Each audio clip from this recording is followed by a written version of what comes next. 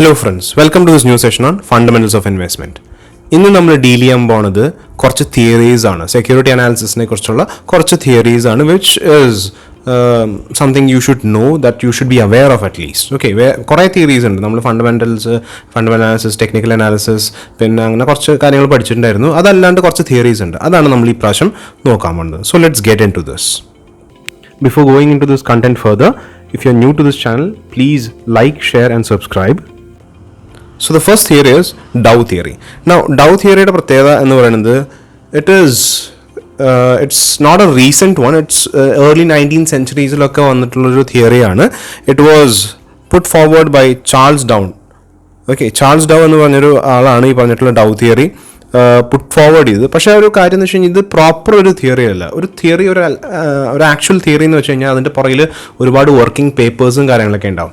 Charles Dow actually ഒരു part owner and editor of wall street ജേർണലായിരുന്നു. Okay, and അതുകൊണ്ട് തന്നെ ആൾക്ക് കുറേ എഡിറ്റോറിയൽസ് ഉണ്ടായിരുന്നു. ആ editorials kind of laid the foundation for Dow theory.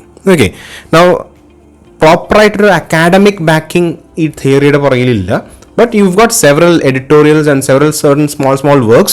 ഇതിൻ്റെ പുറകിലുള്ള വർക്കിംഗ് അല്ലെങ്കിൽ കോൺട്രിബ്യൂട്ടേഴ്സ് എന്ന് പറയുന്നത് മെയിനായിട്ട് William P Hamilton, Robert Rhea, E George Schaefer and Richard Russell. ഇത്രയും ആൾക്കാരാണ് മെയിനായിട്ട് ഈ പറഞ്ഞിട്ടുള്ള ഡൗ തിയറിയുടെ പുറകിലുള്ള വർക്കിംഗ് അല്ലെങ്കിൽ കോൺട്രിബ്യൂഷൻസ് കൊടുത്തിരിക്കുന്നത്. Okay, now before we get into understanding what the Dow theory is, Dow theory mainly technical analysis പോലെ തന്നെ it focused on price. Okay, and Dow theory അനുസരിച്ചിട്ട്, ആൻഡ് ഡൗ തിയറിയിൽ നമ്മൾ മെയിനായിട്ട് കാണാൻ പറ്റുന്നത് they have identified 3 price movements. 3 main പ്രധാനപ്പെട്ട price movements identify ചെയ്തിട്ടുണ്ട്. അത് ഏതൊക്കെയാണെന്ന് നമുക്കൊന്ന് നോക്കാം. First one, a primary trend. Now primary trend എന്ന് പറയുന്നത് it is the general or the largest trend, largest movement എന്ന് വേണമെങ്കിൽ നമുക്ക് പറയാം. ഓവറോൾ ഒരു ലോങ് ഡ്യൂറേഷനിൽ എങ്ങനെയാണ് അത് ചിലപ്പോൾ അപ്വേർഡ് മൂവ്മെൻ്റ് ആയിരിക്കാം, അല്ലെങ്കിൽ ഒരു ഡൗൺവേർഡ് മൂവ്മെൻ്റ് ആയിരിക്കാം. അപ്വേർഡ് മൂവ്മെൻറ്റിന് നമ്മൾ ബുള്ളിഷ് മാർക്കറ്റ് അല്ലെങ്കിൽ ബുള്ളിഷ് മൂവ്മെൻറ്റ് എന്ന് പറയും, അല്ലെങ്കിൽ ബുള്ളിഷ് ട്രെൻഡ് എന്ന് പറയും. താഴോട്ടുള്ള പോക്കിനെ നമ്മൾ ബെയറിഷ് എന്ന് പറയും. ഇത് നിങ്ങൾക്ക് അറിയാവുന്ന ഒരു കാര്യമാണ്. പക്ഷേ ഈ പ്രൈമറി ട്രെൻഡ് കൊണ്ട് മെയിനായിട്ട് ഉദ്ദേശിക്കുന്നത് it is the long term, അല്ലെങ്കിൽ ലോങ് ടേമിനേക്കാളും കൂടുതൽ ദ മെയിൻ ട്രെൻഡ് എന്നൊക്കെ പറയില്ലേ, അതാണ് ഈ പറഞ്ഞിട്ടുള്ള പ്രൈമറി ട്രെൻഡ്.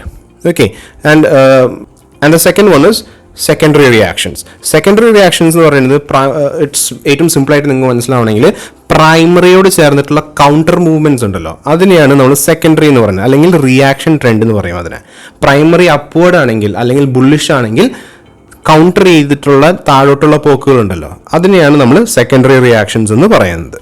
ഓക്കെ, ഇപ്പോൾ താഴോട്ടാണ് പ്രൈമറി. ഇപ്പം ബെയറിഷ് മാർക്കറ്റ് എന്ന് പറയുമ്പോൾ താഴോട്ടാണ് പോക്ക്. ഇടയ്ക്കിടയ്ക്ക് മുകളിലേക്കുള്ളൊരു ചെറിയ കറക്ഷൻസ് അല്ലെങ്കിൽ റിയാക്ഷൻസ് ഉണ്ടല്ലോ, അതിനെയാണ് നമ്മൾ സെക്കൻഡറി റിയാക്ഷൻസ് എന്ന് പറയുന്നത്. ഓക്കെ, താഴോട്ട് പോകുമ്പോൾ കുറച്ച് നാളത്തേക്ക് ചെറിയൊരു റാലി വരില്ലേ, അതിനെയാണ് ഈ പറഞ്ഞിട്ടുള്ള സെക്കൻഡറി റിയാക്ഷൻസ് എന്ന് പറയുന്നത്. Okay, then the third one is the minor trends, അല്ലെങ്കിൽ ഡെയിലി ഫ്ലക്ച്വേഷൻസ് എന്ന് നമുക്ക് വേണമെങ്കിൽ പറയാം. എല്ലാ ദിവസവും വരുന്ന ചെറിയ ഫ്ലക്ച്വേഷൻസ്.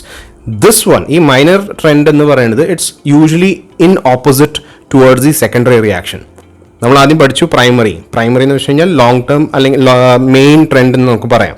സെക്കൻഡറി എന്ന് പറഞ്ഞാൽ പ്രൈമറിയുടെ ഓപ്പോസിറ്റ് കളിക്കുന്ന മൈനർ കറക്ഷൻസ് എന്ന് നമുക്ക് പറയാം. മൈനർ ട്രെൻഡ് എന്ന് പറയുന്നത് അല്ലെങ്കിൽ ഡെയിലി ഫ്ലക്ച്വേഷൻസ് എന്ന് പറയുന്നത് ഈ പറഞ്ഞിട്ടുള്ള സെക്കൻഡറി റിയാക്ഷൻസിൻ്റെ ഓപ്പോസിറ്റ് ആയിട്ട് കളിക്കുന്ന ഡെയിലി മൂവ്മെൻറ്റ് അല്ലെങ്കിൽ ഡെയിലി കറക്ഷൻസിനെയാണ് നമ്മൾ മൈനർ ട്രെൻഡ് എന്ന് പറയണത്. Okay, so that is the main crux about Dow theory. Now Dow theory അനുസരിച്ചിട്ട് പ്രൈമറി ട്രെൻഡ് നമ്മൾ പറഞ്ഞു bullish, it's either bullish or bearish. ഈ ബുള്ളിഷിലായാലും ബെയറിഷിലായാലും 3 സ്റ്റേജുകളായിട്ടാണ് വരുന്നത്. There are 3 stages in terms of a primary trend. Let's look at the primary bull market. Bull മാർക്കറ്റിൻ്റെ സിറ്റുവേഷനിൽ എന്താ സംഭവിക്കുകയെന്ന് നമുക്ക് ആദ്യം നോക്കാം. പ്രൈമറി ബുൾ മാർക്കറ്റിലെ സ്റ്റേജ് 1 എന്ന് പറയുന്നത് അക്യുമുലേഷൻ.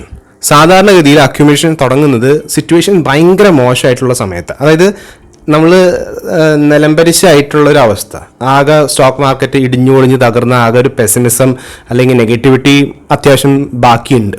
ഓക്കെ, ഇതിൻ്റെ ഇടയിലാണ് കുറച്ച് ഇൻവെസ്റ്റേഴ്സ്, ബുദ്ധിയുള്ള സ്മാർട്ടായിട്ടുള്ള ഇൻവെസ്റ്റേഴ്സ്, അവർ ചിന്തിക്കുന്നത് ഇപ്പോൾ എല്ലാം തകർന്നിരിക്കുകയാണ്, പ്രൈസസ് എല്ലാം ലോ ആണ്, so it's a good time to start buying things. കാരണം എന്താ, സാധനങ്ങളെല്ലാം നല്ല വിലക്കുറവിലാണ് കിട്ടുന്നത്, സോ വൈ നോട്ട് ബൈ. അപ്പം അവിടെയാണ് കുറച്ച് ആൾക്കാരുടെ കയ്യിൽ ഈ പറഞ്ഞ തലയിൽ ഗിയർ നമ്മൾ പറയില്ലേ ബൾബ് അടിച്ചിട്ട് അവർക്ക് കാര്യങ്ങൾ മനസ്സിലാവുന്നു. So they start buying.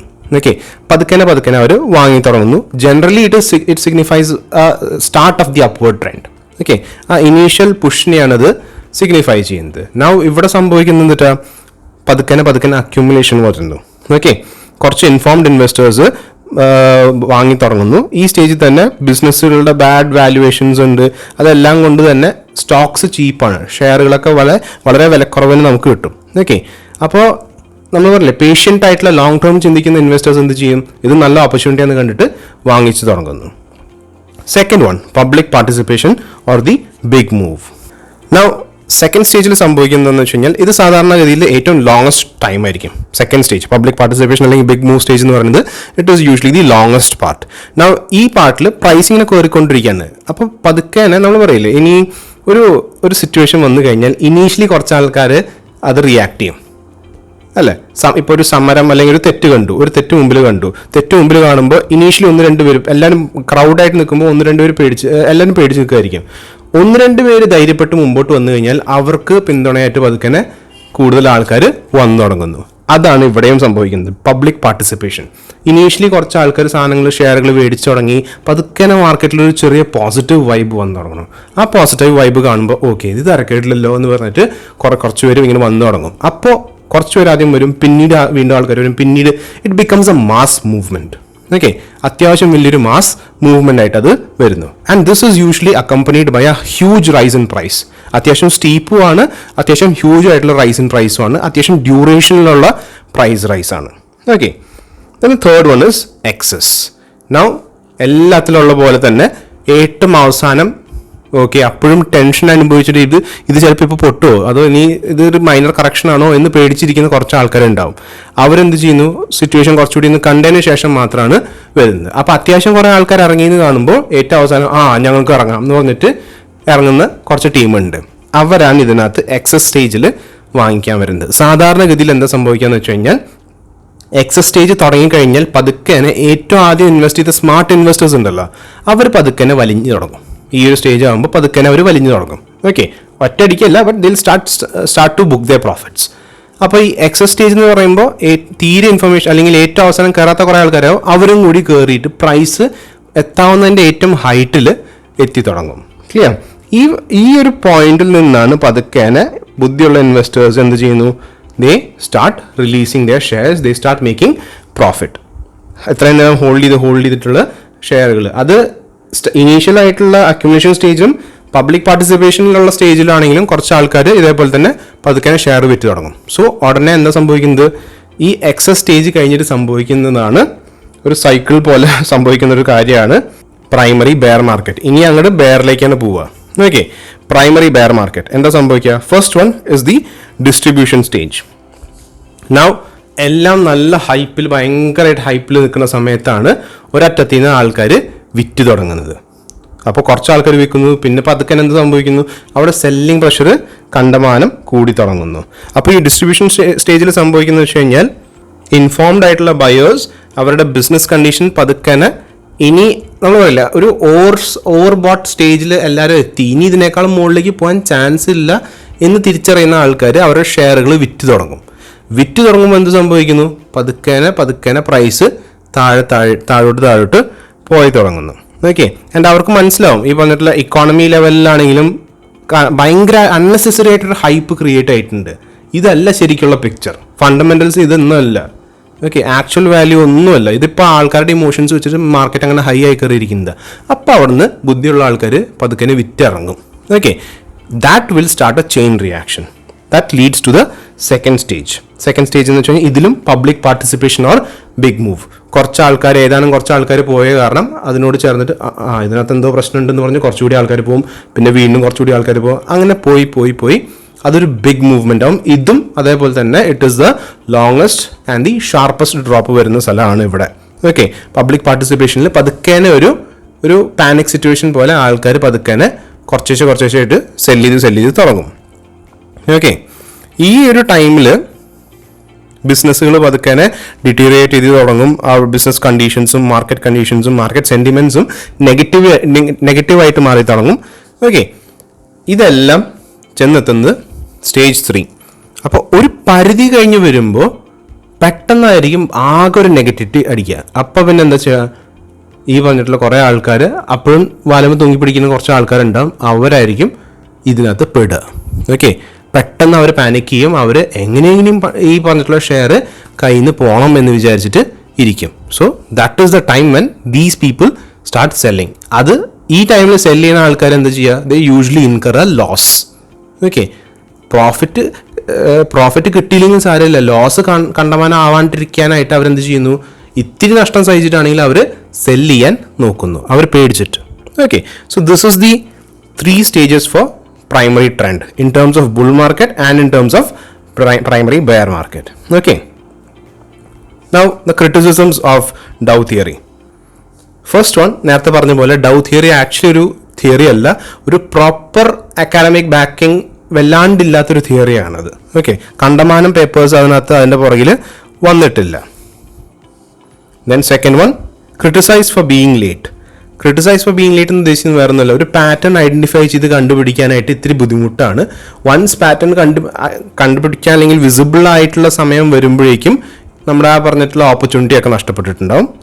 Then third one, it is considered and no longer considered outdated and no longer active reflection of economy. ഇക്കോണമിയുടെ ഒരു ആക്റ്റീവ് റിഫ്ലക്ഷൻ ആയിട്ട് നമുക്ക് തോന്നുന്നില്ല. കാരണം എന്ന് വെച്ച് കഴിഞ്ഞാൽ കുറേ ഫാക്ടേഴ്സ് ഉണ്ട്, അവൈലബിലിറ്റി ഓഫ് ഇൻഫർമേഷൻ, അങ്ങനെ ഒരുപാട് ഫാക്ടേഴ്സ് ഇതിനകത്ത് പ്ലേയിൽ വരുന്നുണ്ട്. ഓക്കെ, അതൊന്നും നമ്മളിവിടെ കൺസിഡർ ചെയ്യുന്നില്ല. പണ്ടത്തെ ഒരു ഏർലി 19th centuryയിലുള്ള അവസ്ഥയല്ല ഇപ്പോഴത്തെ മോഡേൺ ഔട്ട്ലുക്കിൽ വരുന്നത്. Okay, so these are the criticisms for Dow theory. Now moving further, we'll look at the next theory, that is a very important theory, efficient market theory. Now efficient market theory is still considered valid by many people. ഒരുപാട് ആൾക്കാർ ഇപ്പോഴും valid ആയിട്ട് consider ചെയ്യുന്നൊരു തിയറിയാണ്. It was propagated അല്ലെങ്കിൽ put forth by Eugene Fama, one of the big names in finance. നിങ്ങൾ ആരെങ്കിലും ഫിനാൻസിൽ further ഈ പറഞ്ഞിട്ടുള്ള റിസർച്ച് വർക്കോ അല്ലെങ്കിൽ ഇതിനകത്ത് ഇൻവോൾവ് ചെയ്യുന്ന ഒരാളായിട്ട് മാറുകയാണെങ്കിൽ Eugene Fama is a name that will keep coming. ഒരു 1960s ഈ തിയറി പുട്ട് ഫോർത്ത് ആയത്. നൗ ഈ തിയറിയുടെ ഒരു ബേസിസ് എന്ന് പറയുന്നത് ഫിനാൻഷ്യൽ മാർക്കറ്റ് എഫിഷ്യൻ്റ് ആണെന്നുള്ളത് അസംഷൻ ആണ്. Okay, it assumes that financial markets are efficient. Next question is what you mean by market efficiency. Market efficiency ഇത്രയേ ഉള്ളൂ, കറണ്ട് പ്രൈസസ് എല്ലാം ഇൻഫർമേഷൻ, പബ്ലിക്ലി അവൈലബിൾ ആയിട്ടുള്ള എല്ലാ ഇൻഫർമേഷൻ റിഫ്ലക്റ്റ് ചെയ്തിട്ടുള്ളൊരു അവസ്ഥയാണ്. ഓക്കെ, ഇപ്പോൾ ഈ പറഞ്ഞിട്ടുള്ള സ്റ്റോക്കിന് 100 രൂപയാണ്. ഈ 100 രൂപ എന്ന് പറയുന്നത് മാർക്കറ്റിൽ അവൈലബിൾ ആയിട്ടുള്ള എല്ലാ ഇൻഫർമേഷൻസും കൺസിഡർ ചെയ്തിട്ടാണ് ഡിമാൻഡും സപ്ലൈയും കൊണ്ട് ഈ സംഭവം 100 രൂപയായത്. ഓക്കെ, അടുത്തൊരു കാര്യം എന്ന് വെച്ച് കഴിഞ്ഞാൽ information is quickly incorporated into the price. പ്രൈസിൻ്റെ ഉള്ളിലേക്ക് വളരെ പെട്ടെന്ന് ഒരു ചെറിയ ഇൻഫർമേഷൻ മാർക്കറ്റിൽ ഹിറ്റ് ചെയ്ത് കഴിഞ്ഞാൽ അത് വളരെ പെട്ടെന്ന് തന്നെ ഈ പറഞ്ഞിട്ടുള്ള പ്രൈസിലേക്ക് അക്യുമുലേറ്റ് ചെയ്യും.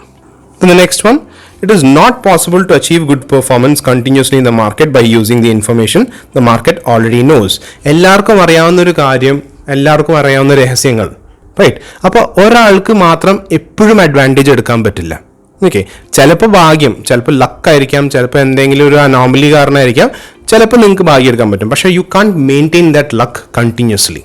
വല്ലപ്പോഴും ഒരു നമ്മൾ പറയില്ല, അറിയാണ്ടൊരു പൊട്ടൻ ലോട്ടറി അടിക്കുക എന്ന് പറയുന്ന പോലെ എന്തെങ്കിലും സിറ്റുവേഷൻ ചിലപ്പോൾ നിങ്ങൾക്ക് ഒരു ഓവർ പ്രോഫിറ്റ്സ് ഉണ്ടാക്കാൻ അല്ലെങ്കിൽ കൂടുതൽ ലാഭം ഉണ്ടാക്കാനായിട്ട് പറ്റും. പക്ഷേ എല്ലാവർക്കും അറിയാവുന്ന ഇൻഫർമേഷൻ ഈക്വലി അവൈലബിൾ ആണെങ്കിൽ ഒരാൾക്കും ലാഭം ഉണ്ടാക്കാൻ, അധികം ലാഭം, ഓവർ പ്രോഫിറ്റ് ഉണ്ടാക്കാൻ പറ്റത്തില്ല.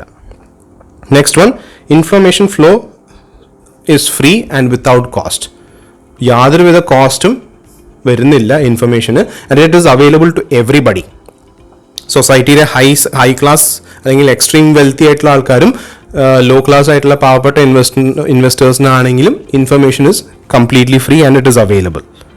All investors have the same information. ഒരാൾക്ക് സ്പെഷ്യൽ ഇൻഫർമേഷൻ, വേറൊരാൾക്ക് ഇൻഫർമേഷൻ ഇല്ലാത്ത അവസ്ഥ അതൊന്നുമില്ല. And nobody can make extra profits. ഇപ്പോൾ എല്ലാത്തിൻ്റെ അവസാനം എമർജ് ചെയ്യുന്ന പ്രൈസുകൾ അതൊരു ഫെയറും റാൻഡം ആയിട്ടുള്ള രീതിയിലാണ് ക്രിയേറ്റ് ആവുന്നത്. Then assumptions. Let's look at the assumptions. First one, നമുക്കറിയാവുന്ന കാര്യം, information is free and quick to flow. All investors have same access to the information. എല്ലാ ഇൻഫർമേഷൻസും എല്ലാ ഇൻവെസ്റ്റേഴ്സിനും ഈസിലി അവൈലബിൾ ആണ്. Transaction cost taxes do not hamper the free forces of market. ഡിമാൻഡിനെയും സപ്ലൈനെയും ഈ പറഞ്ഞിട്ടുള്ള കോസ്റ്റുകളും ട്രാൻസാക്ഷൻ കോസ്റ്റോ ടാക്സോ ഇതൊന്നും തന്നെ ഈ പറഞ്ഞിട്ടുള്ള ഡിമാൻഡ് സപ്ലൈനെ ബാധിക്കുന്നില്ല. Investors R rational and behaving cost effective in a cost effective competitive manner. Investors rational ആണ്. That is one of the flaws of this theory. Okay, ഈ തിയറിയുടെ ഒരു വലിയൊരു ഫ്ലോ ആണ്. കാരണം ഇൻവെസ്റ്റേഴ്സ് എപ്പോഴും റാഷണൽ ആയിട്ട് ബിഹേവ് ചെയ്യും എന്നുള്ളത് അത് ആബ്സല്യൂട്ട് നോൺസെൻസ് ആണ്. Okay, that is one of the major demerits. കാരണം ഇൻവെസ്റ്റേഴ്സ് ഒരിക്കലും റാഷണൽ അല്ല.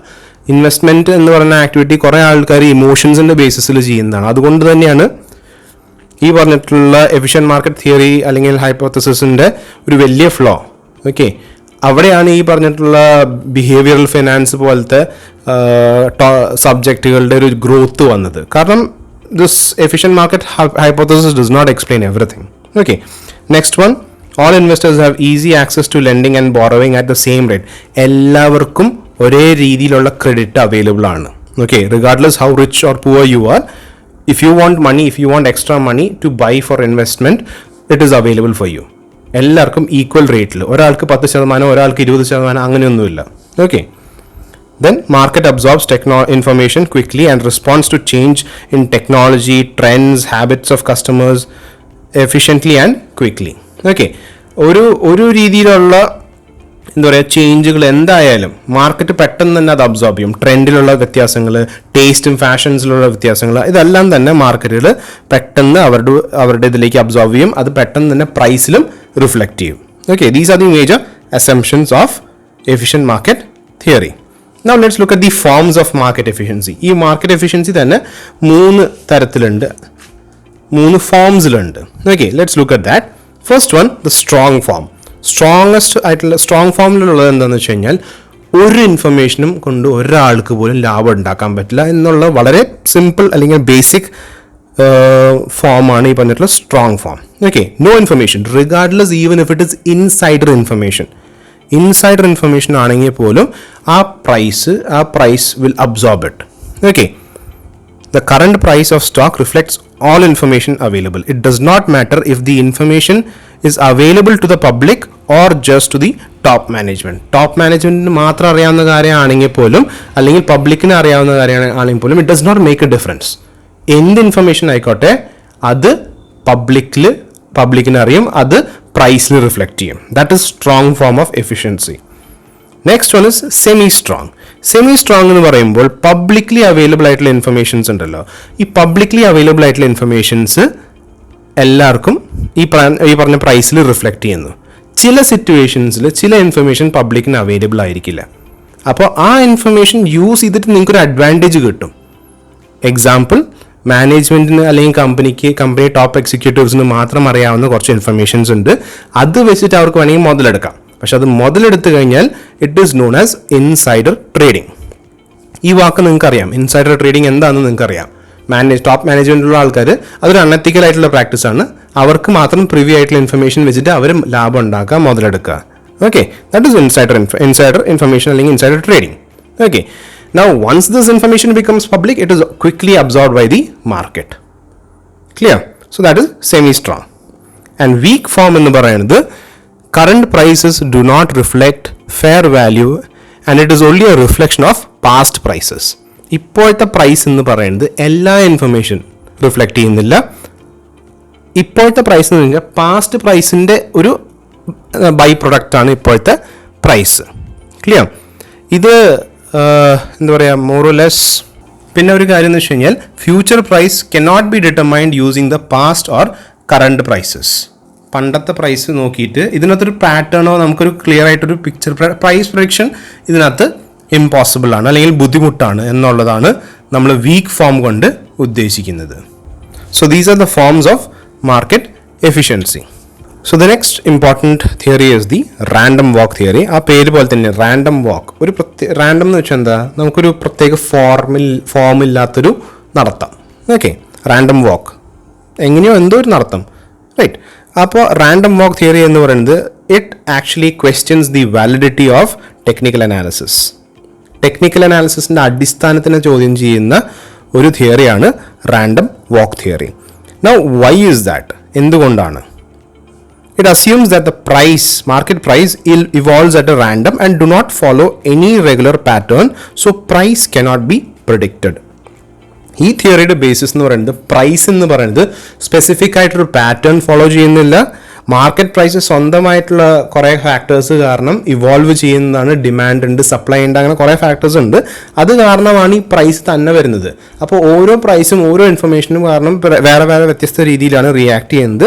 അപ്പോൾ അതുകൊണ്ട് തന്നെ കൃത്യമായിട്ടൊരു പാറ്റേൺ നമുക്കവിടെ ഡിസൈഫർ ചെയ്യാൻ പറ്റില്ല. ക്ലിയർ? അതുകൊണ്ട് തന്നെ പ്രിഡിക്ഷൻ ബുദ്ധിമുട്ടാണ്. ടെക്നിക്കൽ അനാലിസിസിലെല്ലാം തന്നെ ഈ പറഞ്ഞിട്ടുള്ള price prediction based on patterns ആണ്. Okay, it is similar to a drunken person's path of walking. വെള്ളം അടിച്ചിട്ടുള്ള ഒരു വ്യക്തി നടക്കുമ്പോൾ ഉള്ള ഒരു പാറ്റേൺ ഉണ്ട്. ഒരാൾ കഴിക്കാത്ത ഒരാളാണെങ്കിൽ നടക്കുമ്പോൾ എങ്ങനെയാണ് ഒരു പ്രത്യേക pattern, it's a straight line, right? എനിക്ക് point A to point B പോകണമെങ്കിൽ ഏറ്റവും സിമ്പിൾ ആയിട്ടുള്ള ഡിസ്റ്റൻസ് ആണ് നമ്മൾ ചൂസ് ചെയ്യുക, റൈറ്റ്? ഈവൻ ഷോർട്ട് കട്ട്സ് ആണെങ്കിലും അതിനൊരു സെൻസ് ഉണ്ട്. കള്ളു കുടിച്ചിട്ട് ഒരാളാണെങ്കിലോ there is no specific pattern for that. അപ്പോൾ ഒരു ഡ്രങ്കൻ പേഴ്സൻ്റെ ഒരു പാത്താണ്. Then price movement is completely random. പ്രത്യേക ഒരു റീസൺ കാരണമല്ല പ്രൈസ് മൂവ് ചെയ്യാനായിട്ട് ഒരു എന്താ പറയുക, ഒരു പർട്ടിക്കുലർ ഇൻഫർമേഷൻ വന്ന കാരണം ചിലപ്പോൾ പ്രത്യേക രീതിയിൽ മൂവ് ചെയ്യും.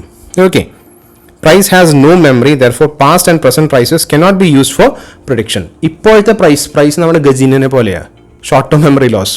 ബാക്കിയുള്ള പുറകിലുള്ള കാര്യങ്ങളൊന്നും തന്നെ ഓർമ്മയില്ല. ഇപ്പോൾ എന്തോ സംഭവിക്കുന്നു, അത് കാരണം ഇപ്പോൾ എന്തോ റിയാക്ട് ചെയ്യുന്നു. ആ മൊമെൻറ്റിൽ എന്ത് സംഭവിക്കുന്നു അതിനനുസരിച്ചാണ് റിയാക്ടിങ് വരുന്നത്. Clear? Then information on stock prices is immediately and fully spread over the market. ഇപ്പോൾ പെട്ടെന്ന് എനിക്കൊരു ന്യൂസ് കിട്ടി, അതിനനുസരിച്ച് ഞാൻ റിയാക്ട് ചെയ്യും. ഓക്കെ, റിയാക്ട് ചെയ്ത് കഴിഞ്ഞിട്ടായിരിക്കും എനിക്ക് വേറൊരു ന്യൂസ് കിട്ടുക, അപ്പോൾ അതിനനുസരിച്ച് ഞാൻ വേറെ റിയാക്ട് ചെയ്യും. That is how things are. അപ്പോൾ എന്ത് ഇൻഫർമേഷൻ കിട്ടുകയാണെങ്കിലും മാർക്കറ്റ് പെട്ടെന്ന് അത് അബ്സോർബ് ചെയ്യും. Investors have full knowledge of information. ഇൻവെസ്റ്റേഴ്സിന് ഫുൾ ഇൻഫർമേഷൻ അവൈലബിൾ ആണ്, പക്ഷേ ഓരോരുത്തരും വ്യത്യസ്ത രീതിയിലായിരിക്കും റിയാക്ട് ചെയ്യുക. And because of that price is unpredictable. Okay, individualized responses make movement of prices ആണ്, ചെറിയൊരു മിസ്റ്റേക്ക് ആണ്. Movement of prices independent of each other. Okay, now let's look at the assumptions എന്ന് പെട്ടെന്ന് നമുക്ക് കവർ ചെയ്ത് വിടാം. First one, market is supreme and no individual investor or group can influence it. ഒരു individual ഇൻവെസ്റ്ററിനോ ഒരു ഗ്രൂപ്പിനോ ഇൻഫ്ലുവൻസ് ചെയ്യാൻ പറ്റത്തില്ല. Next, stock prices discount all information quickly. പെട്ടെന്ന് തന്നെ മാർക്കറ്റിലെ മാർക്കറ്റും ഈ പറഞ്ഞിട്ടുള്ള ഇൻഫർമേഷൻസ് പെട്ടെന്ന് തന്നെ അബ്സോർബ് ചെയ്യുന്നു, അതിനനുസരിച്ച് റിയാക്ട് ചെയ്യുന്നു. Market is efficient, flow of information is free and unbiased. മാർക്കറ്റിലെ ഇൻഫർമേഷൻ ക്വിക്ക് ഫ്ലോ ഉള്ള കാരണം പെട്ടെന്ന് തന്നെ അബ്സോർബ് ആവുന്നു, പെട്ടെന്ന് എല്ലാവരും റിയാക്ട് ചെയ്യുന്നു. Then all investors have free access to the same amount of information. One of the assumptions ഈ പറഞ്ഞിട്ടുള്ള റാൻഡം വാക്ക് തിയറിയിൽ one of the assumptions that information is free and it is same for everybody. Market adjust itself to any deviations from equilibrium due to demand and supply forces. ഇപ്പോൾ ഇക്വിലിബ്രിയത്തിൽ എന്തെങ്കിലും ഒരു വ്യത്യാസം വരുന്നെങ്കിൽ അത് തന്നെ മാർക്കറ്റ് അഡ്ജസ്റ്റ് ചെയ്യും. Now price change ചെയ്യുന്നപ്പോഴാ ആക്ച്വൽ ഫണ്ടമെന്റൽ ലെവലിൽ എന്തെങ്കിലും വ്യത്യാസം വരുമ്പോഴാണ് പ്രൈസസ് മാറുന്നത്. Now price movement is moves in an independent fashion. അത് നമ്മൾ ഓൾറെഡി കവർ ചെയ്തതാണ്. Nobody has better knowledge. എല്ലാ ഇൻഫർമേഷനും എല്ലാവർക്കും സെയിം ആണ്. സോ ഒരാൾക്ക് പ്രത്യേക അഡ്വാൻറ്റേജ് ഇതിനകത്ത് വരുന്നില്ല. Investors behave in a rational manner. Again, one of the flaws of the theory. Individual and organization size does not matter. ഒരു ഇൻഡിവിജ്വൽ ആവാം അല്ലെങ്കിൽ ഒരു വലിയൊരു ഇൻസ്റ്റിറ്റ്യൂഷൻ ആവാം, regardless of the size everybody is same. Okay, so these are the assumptions in terms of random walk theory. Now the next theory is Elliott wave theory. It was named after the person behind it is Ralph Nelson Elliott, R.N. Elliott എന്ന് പറയും. ഒരു 1939 ഈ പറഞ്ഞിട്ടുള്ള model അല്ലെങ്കിൽ theory derive ചെയ്തത്. Now he observed data from Dow Jones Industrial Average. കുറേ നാളത്തെ data analyse ചെയ്തതിന് ബേസിസിൽ മാർക്കറ്റിൽ ഓൾമോസ്റ്റ് ഒരു 8 വേവുകൾ പ്രൈസ് മൂവ്മെൻറ്റ്സ് ഒരു 8 വേവ്സ് ഉണ്ട്. ജനറലി ആ 8 വേവ്സ് കോമൺ ആയിട്ട് ഇടയ്ക്കിടയ്ക്ക് നമുക്ക് ലോങ് ടേമിലും as well as short term ചാർട്ട്സിലും കാണാം. നൗ ഈ 8 വേവുകളിൽ 5 എണ്ണം ഒരു ജനറൽ ഡയറക്ഷനിൽ പോണതും 3 എണ്ണം അതിൻ്റെ ഓപ്പോസിറ്റ് ഡയറക്ഷനിൽ പോണതുമാണ്. ഓക്കെ, ഈ 5 എണ്ണത്തിനെ വേവ് 1 to വേവ് 5 എന്ന് പറഞ്ഞിട്ടുണ്ട്. If you look over here, this one wave 1 to wave 5 moves in one set. പിന്നെ അതിൻ്റെ ഓപ്പോസിറ്റായിട്ട് പോകുന്ന ഒരു 3 എണ്ണം A B C 1 to 5 moves in one direction and A, B, C wave A, B, C moves in another direction. അപ്പോൾ ഇതാണ് Eliot wave തിയറിയുടെ basis എന്ന് പറയുന്നത്. ഇതിനുള്ളിൽ തന്നെ നമുക്കൊന്ന് ശ്രദ്ധിക്കാം. ദിസ് 1 to 5 എടുത്ത് നോക്കുകയാണെങ്കിൽ you've got 1 which moves in one upward direction, 2, 3. 1, 3 and 5 എന്ന് പറയുന്ന വേവുകൾ ഒരു ഡയറക്ഷനിൽ പോകണം. It's not necessary it should be upward, downward ആണെങ്കിലും it is applicable. The same thing is applicable. Okay, so 1, 3 and 5 is the it moves in one direction. It is called an impulse direction. Okay, ഇത് മൂന്നും 1, 3 and 5 impulse ആണ്, impulse direction ആണ്. Okay, ഈ പറഞ്ഞിട്ടുള്ള 2 and 4 ഇത് രണ്ടും വരുന്നത് it's something known as corrective waves or reaction. Corrective അല്ലെങ്കിൽ reaction. So let's look at the waves. ഇപ്പോൾ ഈ കാണിക്കുന്ന പിക്ചർ എന്ന് പറയുന്നത് ഒരു അപ്വേർഡ് മൂവ്മെൻ്റ് ആണ്. ഓക്കെ, ഇതേ സാധനം തന്നെ തിരിച്ചും വരാം, ഡൗൺവേർഡ് ആവാം, same steps. Okay, only in reverse. Okay, so let's look at this.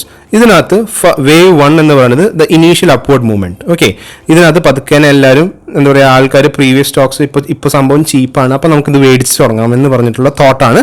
അപ്പോൾ കുറച്ച് പേര് മേടിക്കുന്നു, കുറച്ച് പേര് മേടിച്ച് ഇവിടെ വരെ എത്തുമ്പോൾ എന്താ സംഭവിക്കുന്നത് വെച്ച് കഴിഞ്ഞാൽ ഈ മേടിച്ച ആൾക്കാർക്ക് ചിന്തിക്കുന്നുണ്ടാവും, കുറച്ച് പേര് നമുക്കൊന്ന് ഇപ്പോൾ എന്തായാലും അത്യാവശ്യം പ്രൈസ് കയറിയല്ലോ, അപ്പോൾ നമുക്ക് കുറച്ച് വിൽക്കാം എന്ന് പറഞ്ഞിട്ട് കുറച്ച് പേര് അവിടെ നിന്ന് തൊട്ട് ഈ പറഞ്ഞിട്ടുള്ള സെക്കൻഡ് വേവ് തുടങ്ങും. ഈ ഒരു പോയിന്റിൽ എത്തുമ്പോൾ ആൾക്കാർക്ക് ഇതിപ്പോൾ ഇത്തിരി ഓവർ വാല്യൂഡ് ആയി, അപ്പോൾ നമുക്കിത് വിൽക്കാം എന്ന് പറഞ്ഞിട്ട് കുറച്ച് ആൾക്കാർ വിൽക്കും. ഓക്കെ, വിറ്റ് തുടങ്ങി ഒരു ലെവൽ എത്തുമ്പോൾ അപ്പം തൊട്ട് ഈ പറഞ്ഞിട്ടുള്ള ഇതേ സ്റ്റോക്കിന് കുറച്ചുകൂടി നേരത്തെ കുറച്ച് പേര് വാങ്ങിയല്ലോ, അപ്പോൾ അത് കണ്ടിട്ട് കുറച്ച് ആൾക്കാർ താല്പര്യം കാണിക്കും, അവരിവിടെ കയറി തുടങ്ങും. അപ്പോൾ അതിൻ്റെ റിയാക്ഷൻ എൻഡ് റിസൾട്ട് എന്ത് പറ്റും? മുമ്പത്തെ ലോവിനെക്കാളും കുറവായിട്ടുള്ള ലോയിലായിരിക്കും ചെന്നെത്തുന്നത്. അവിടെ നിന്ന് തൊട്ട് വീണ്ടും ബൈയിങ് പ്രഷർ സ്ട്രോങ് ആയിരിക്കും. That is your wave 3. എന്തുകൊണ്ട്? നേരത്തെ ആദ്യം മേടിച്ചില്ലേ കുറച്ച് ആൾക്കാർ, ആ ആൾക്കാരുടെ പെർഫോമൻസ് കാരണം കുറച്ച് ആൾക്കാർ ഇൻഫ്ലുവൻസ്ഡ് ആയിട്ട് വീണ്ടും മേടിച്ച് തുടങ്ങുന്നു. Now this particular wave usually can be the lowest or can be the shortest. രണ്ടും ആവാം, ഒന്നെങ്കിൽ ലോവസ്റ്റ് അല്ലെങ്കിൽ ഹയസ്റ്റ് ആവാം, ലോങ്ങസ്റ്റ് ആയിരിക്കാം. അപ്പോൾ ഇവിടെ ആയിരിക്കും ശരിക്കും ഈ എൻറ്റയർ വേവിൻ്റെ ഒരു പവർ വരുന്നത്. ഓക്കെ, ഈ ഒരു സെക്ഷനിൽ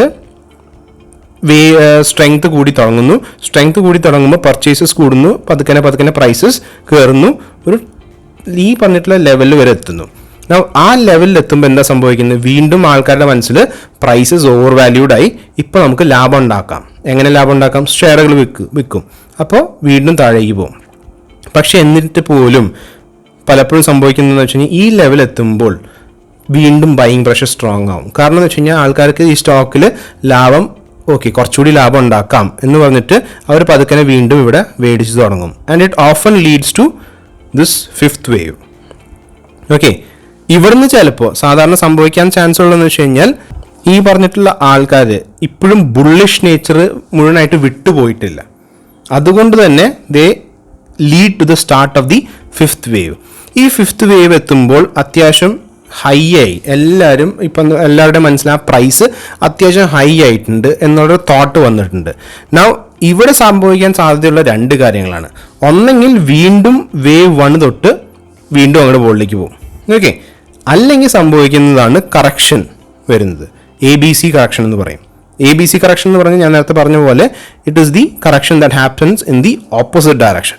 ഇത് മുകളിലേക്കുള്ള പോക്കാണെങ്കിൽ ABC എന്ന് പറയുന്നത് താഴോട്ടുള്ള പോക്കാണ്. ഒറ്റയടിക്ക് ആദ്യം കുറച്ച് ആൾക്കാർ താഴേക്ക് പോകും, പിന്നെ വീണ്ടും എന്ത് പറയുന്നു, ഒരു സ്ട്രെങ്ത് പതുക്കനെ കഴിഞ്ഞിട്ടില്ല എന്ന് പറഞ്ഞിട്ട് വീണ്ടും കുറച്ച് ആൾക്കാർ മുകളിലേക്ക് പോകും, പ്രൈസ് മേടിച്ച് തുടങ്ങുന്നു, പ്രൈസ് മുകളിലേക്ക് പോകുന്നു. പക്ഷേ മുമ്പത്തെ അത്രയും ആവേശം ആൾക്കാർക്കില്ല, ചെറിയൊരു പേടി വന്നു തുടങ്ങി. അപ്പോൾ എന്ത് സംഭവിക്കുന്നു? ഈ പീക്കിൽ നിന്ന് താഴോട്ട് വീണ്ടും പോയി തുടങ്ങും. Clear? That is ABC. Now Elliott wave it is ഏറ്റവും സിമ്പിളായിട്ട് പറയണമെങ്കിൽ 8 വേവ്സ് ഉണ്ട്.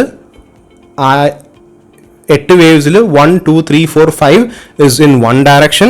ABC is the corrective direction. Now ഈ 1 to 5-നകത്ത് തന്നെ wave 1, wave 3 and wave 5 is the impulse അല്ലെങ്കിൽ upward direction. അല്ലെങ്കിൽ ഇപ്പോൾ മെയിൻ ഡയറക്ഷനിലേക്ക് ഏതാണോ അതിനോട് ചേർന്ന് പോകുന്നതാണ് ആ direction. Waves 2 and 4 is the corrective direction. Okay, ചെറിയ കറക്ഷൻസ്, മൈനർ ഫ്ലക്ച്വേഷൻസ് പോലെയാണ് വേവ് 2 and 4. Clear? Now, ഈ എലിയട്ട് വേവ് തിയറിയുടെ മെയിൻ അസംഷൻസ് നമുക്കൊന്ന് നോക്കാം. ഫസ്റ്റ് അസംഷൻ എന്ന് പറയുന്നത് മാർക്കറ്റ് എഫിഷ്യൻ്റ് അല്ല എന്നുള്ളതാണ് എലിയട്ട് വേവ് തിയറിയുടെ main assumption. Market is never perfect. അത് പെർഫെക്റ്റ് ആണെങ്കിൽ എല്ലാവർക്കും ഇൻഫർമേഷൻ റെഡി മണിയായിട്ട് കിട്ടും, അതുകൊണ്ട് തന്നെ അവരുടെ ഡിസിഷൻസ് എല്ലാം ക്വിക്ക് ആയിരിക്കും. പക്ഷേ എഫിഷ്യൻ്റ് അല്ലാത്തത് കൊണ്ടാണ് ഈ പറഞ്ഞിട്ടുള്ള ഡിലേഡ് റിയാക്ഷൻസ് വരുന്നത്. ഓക്കെ, ഫിഫ്ത്ത് വേവിൻ്റെ അവിടെ എത്തുമ്പോഴാണ് ആൾക്കാർ പതുക്കേനെ മാർക്കറ്റിൽ ആ ഫണ്ടമെൻ്റൽസ് വന്നു തരുന്നത്. ഫണ്ടമെൻ്റൽസ് ആൾക്കാരുടെ മനസ്സിലേക്ക് വന്ന് എത്തുമ്പോൾ അല്ലെങ്കിൽ ഇൻഫർമേഷൻ വന്ന് ഹിറ്റ് ചെയ്യുമ്പോൾ ഈ കമ്പനിക്ക് ഇത്രയും വാല്യൂ ഇല്ല, ആൾക്കാർ ഒരു ഇമോഷൻ്റെ പുറത്താണ് കയറി അങ്ങ് ഹൈപ്പിൽ കയറി പോയത്. That is the basis for that. Clear?